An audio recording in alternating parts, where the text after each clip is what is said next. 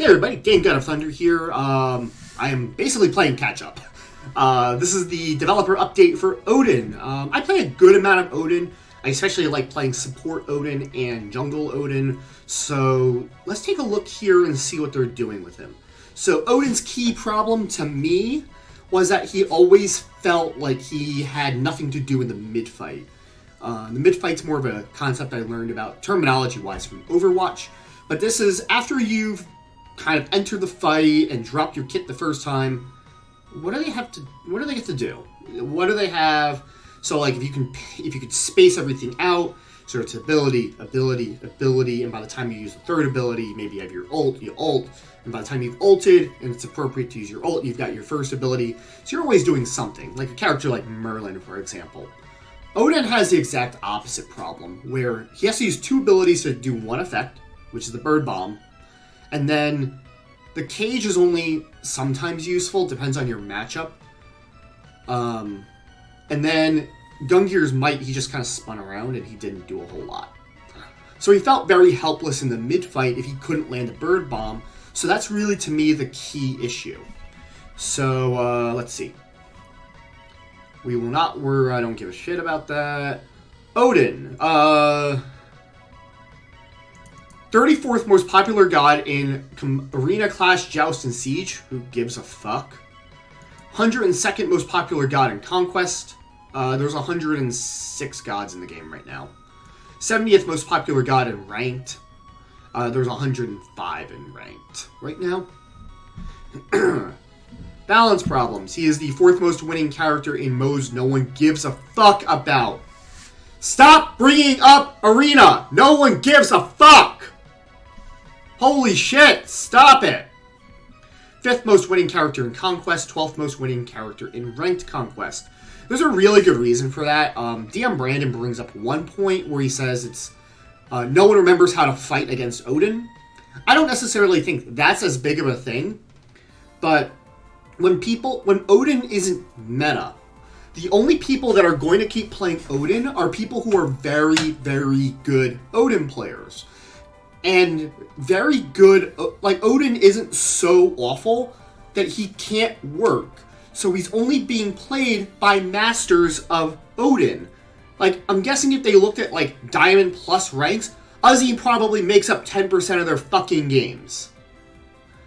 And like, yeah, no shit, Uzi has one of the best Odins on the planet. Possibly the best Odin out of solo lane. So no shit, he's gonna win most of the time, guys. You don't get to go, oh, well, in Diamond Plus, he won 60% of his games. He must be fine. When half of those games are being played by the best Odin player on the planet, and no one else fucking plays him. So that's, I think, a bigger problem than people forgetting how to play into Odin. It's the people that are still playing Odin right now are the best Odin players.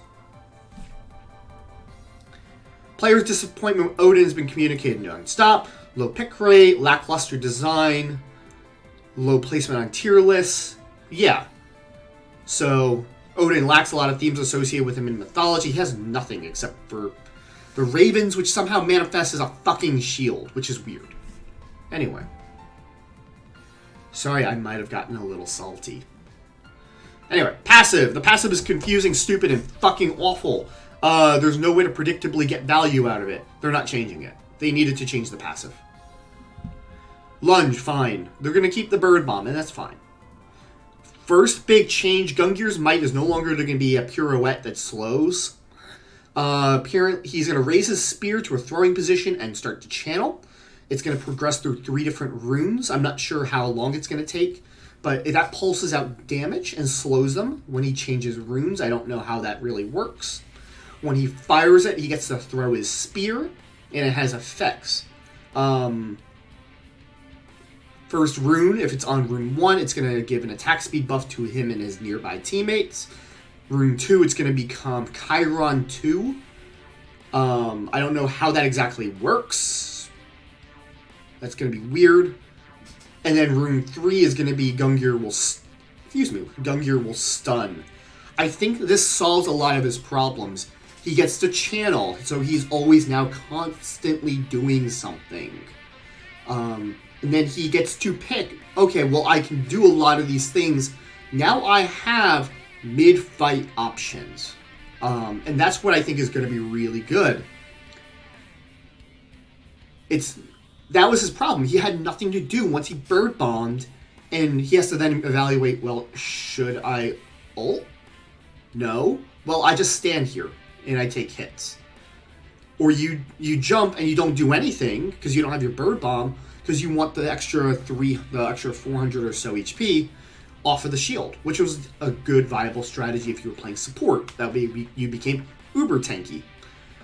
So that's always kind of been the problem. I think this ability, and I'm usually very critical of High-Res, I think this really solved a lot of his problems, is that the perception was he had jack shit to do. Ability 4, Ring of Spears, is going to be 8 individual walls in an octagon instead of a ring, whatever. The walls can be broken individually by enemies who attack them. How hard is it I think the question is going to be, how hard is it to break? Enemy gods who leave the area over or through an unbroken wall. So if you break, this was something I got confused on, if you break the wall, you could just get out scot-free. So the problem now, I think, is that everyone has a way to get out of Ring of Spears. The question is how long? I think it would be really good for them to bring back the attack speed slow on Ring of Spears.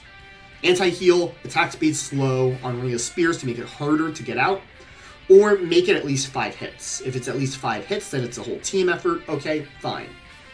Otherwise, I think it's kind of lackluster, or you make it 3 hits like a Bracken wall, but you get damaged anytime you cross the barrier, no matter what. I think they got to do one of those things, but we'll see. I want to see the final numbers on Ring of Spears. They think it's going to check the ability 3 is going to give him what they want. Mythology, who gives a shit? It's an ability with depth and applies himself to a wider range of situations. Ajax doesn't know what the fucking concept of a mid-fight is because, 1, he mostly plays Joust, and 2, he doesn't play video games that aren't Smite. I think, and that's a discussion for another time, I don't think he actually plays video games. So he can buff, he can homing. I have a lot of questions on how the homing ability works. I don't know how it chooses a target. I don't know how it picks the guy or girl, whatever. Whatever. Anyway, we'll see. Changes to Odin's ultimate are designed to decrease variance. That way everyone has a way to make it useless, I think. We'll see.